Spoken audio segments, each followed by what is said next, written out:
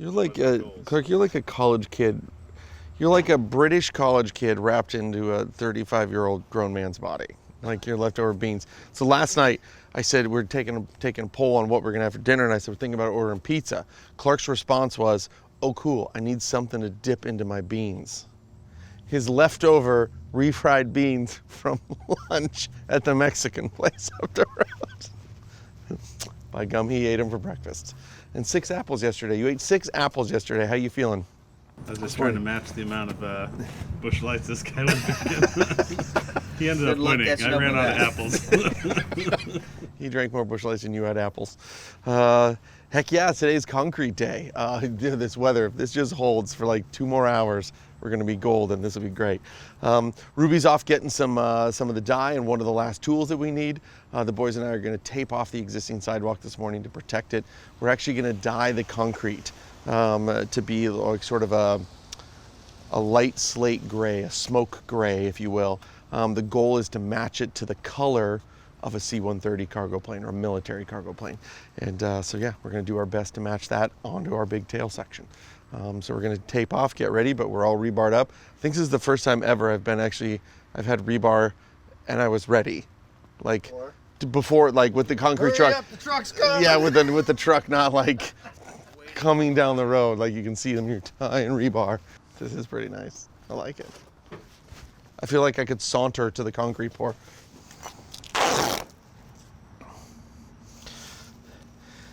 If you're ever gonna pour concrete up next to existing concrete, mask it off. It doesn't even matter if you're dyeing it or not dyeing it. Just a little pro tip, it takes 15 minutes to cover all this stuff. If you splatter concrete, it'll stick to this and you'll have these little dots of concrete. And it's just, don't be that guy. Don't put handprints in concrete and mask off your space.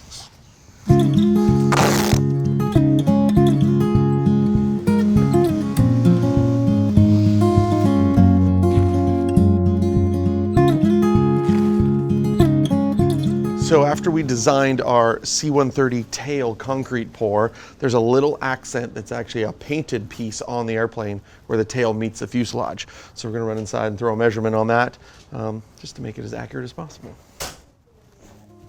All right. Yes.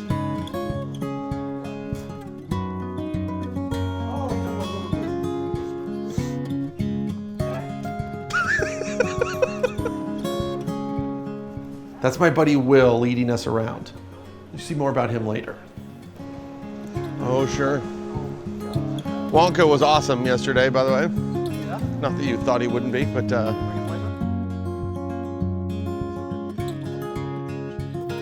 I know we've already been in the hangar once, but it just doesn't get old. This is so cool. Thing's huge. They're big.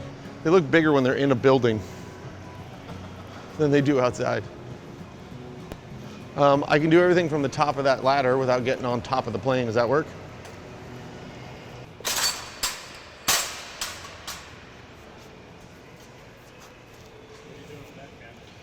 I gotta go up top and measure something.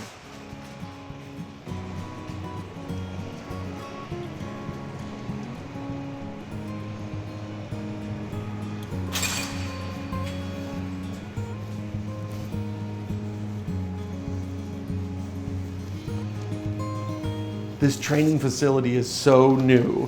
I don't dare scratch the paint on this plane. So we had to be extra careful not to cause any damage. So I'm trying to measure him.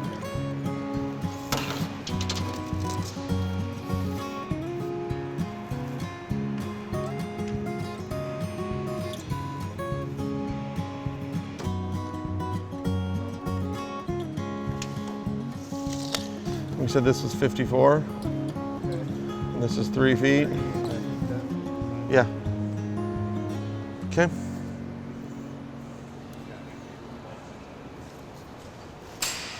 Will, catch. Okay.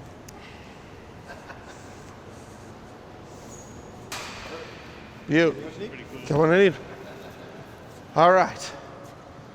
We got the measurements we need for the tail piece and an extra videographer.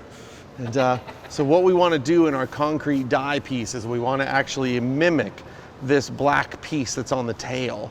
Most people will probably get that it's the tail section, but just thought we'd add a little artistic flair to it because we can. I don't know what our status is on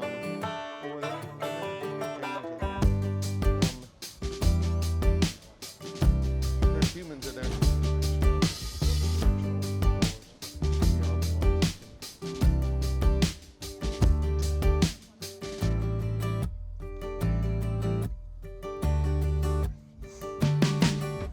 So that goes up at an angle though. Right. That goes like this. Oh, it does go up. Yep. So like 54 inches or so. You might not know this, but Dustin is a master tile set. He's showing me some of his secrets. Or maybe he's just drawing in the sand. So it is a little off, but because it's not. We're just making stuff up on the fly here. So on the tail of a C-130, there's this really cool thing that we didn't have, but the new ones do. It's inflatable. There's a little black piece that they can inflate, and it basically can bust ice off of the inside of that tail section, which is super genius, actually, instead of spraying de-icing fluid all over it. So this is in the shape of a C-130 tail. Our original plan when we came here, we were going to stamp this to be a sort of a slate, a rock, little rock looking thing. But after Sergeant Key helped us redesign the shape of this, now we decided, we pivoted. We had to go get different concrete dye, and we're going to do it in like a light slate gray to match the color of a military airplane. But this little black piece here is just one little extra little nugget on top of it. So literally building the plane as we fly it. I say that all the time, but this case is pretty funny because we're actually building an airplane thing. And yeah, so just wanted to do that, and I love doing stuff on the fly whenever we can. So I don't know where Dustin went. Yep. So that'll be our stencil. Yep, that mark is your, yep. Our concrete guy is running late, so Ruby's making friends with the locals.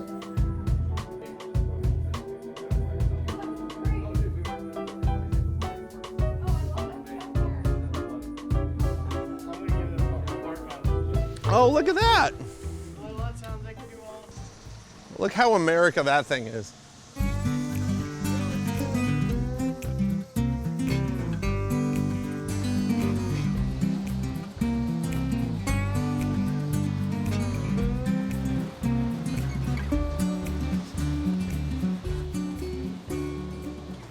The yellow bags I'm adding to the truck are the concrete colorant.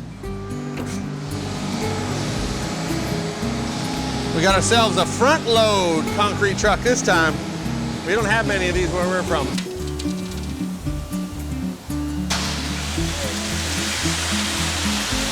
You like?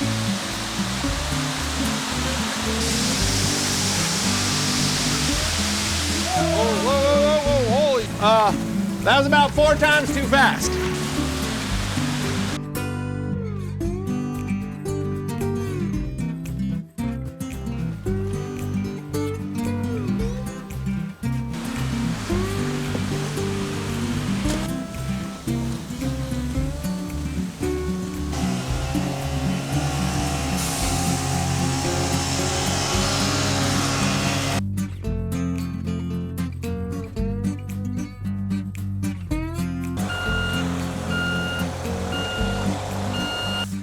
So we got the main body of the concrete poured. We're a little behind schedule. The concrete truck was actually about an hour and a half late, which doesn't seem like a big deal until it puts you in the hotter part of the day. So we add chemicals and additives to it to pour when we want to pour it. But we got it down. It's looking really good. Tanner's cleaning up tools.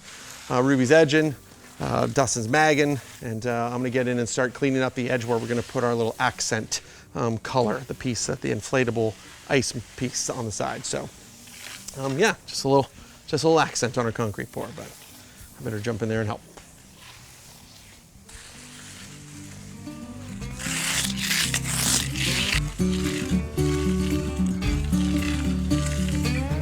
And Ruby got a new toy. How's it work, Rube?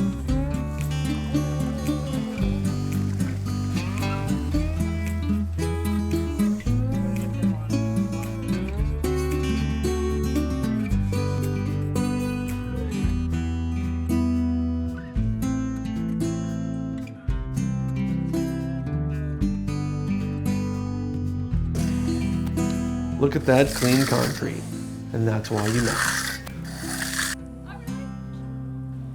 It's always such a great feeling when the project starts looking like the plan in your head.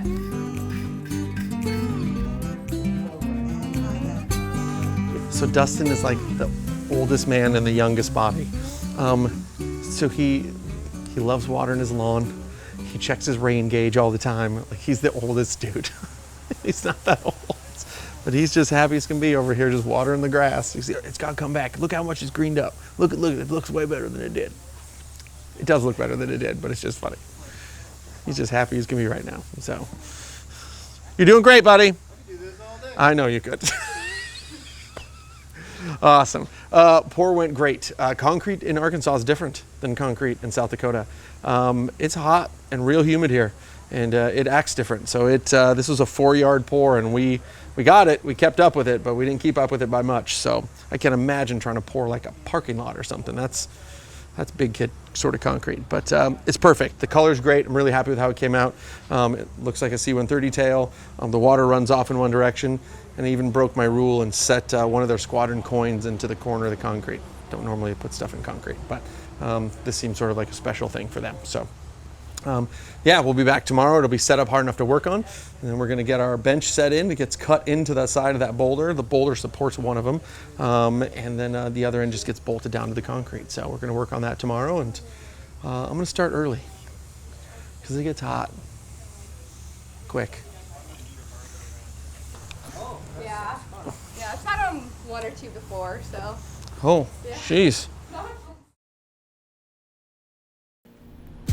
We aren't used to being done with our work halfway through the day, so I wanted to take the opportunity to show the crew this very cool piece of C-130 history. Just go.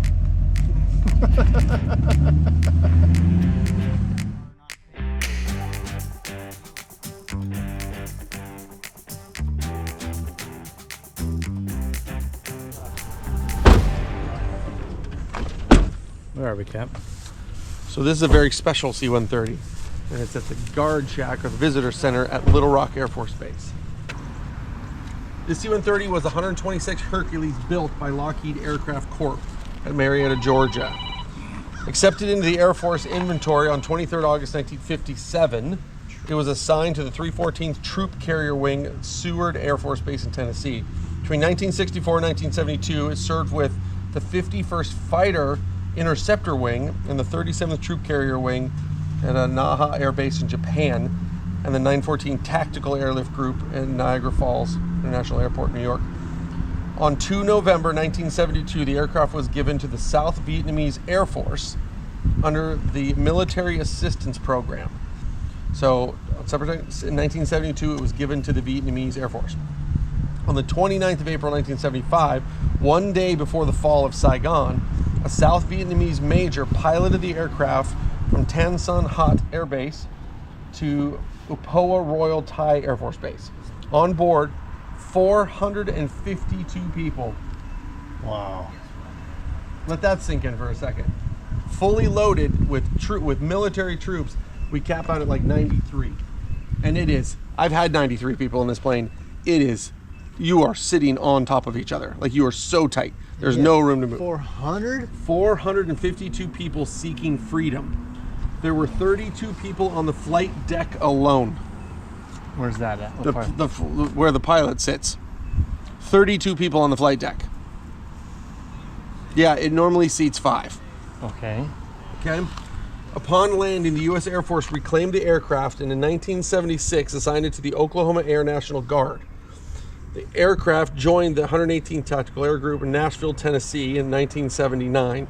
It remained there until its final flight to Little Air Force Base on the 20th of June, 1989.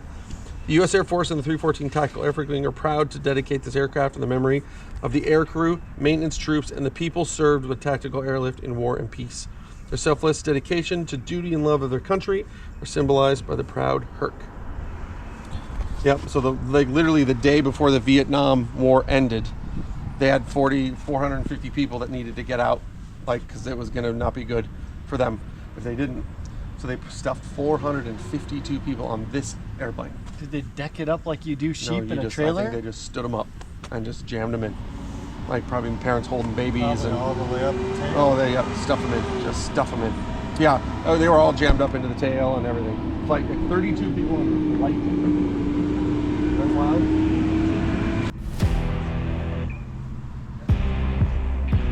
Then on to the next adventure.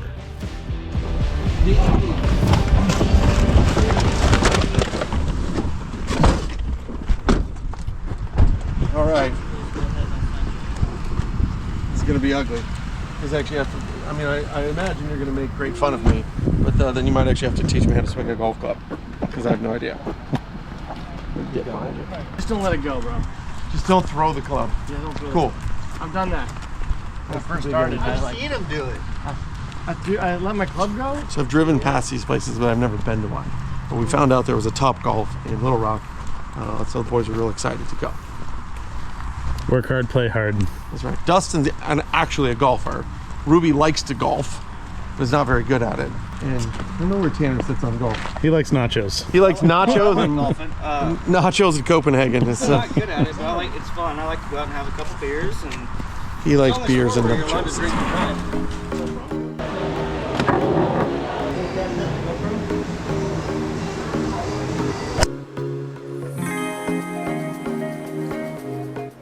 I know I've said it a million times, but these guys work their tails off all summer. I couldn't do this without them. It's a special kind of amazing to see that you're not just friends on the clock, but off the clock too. My body is not shaped to swing a golf club. I'm sort of bear chicken, with bear on the top and chicken legs on the bottom.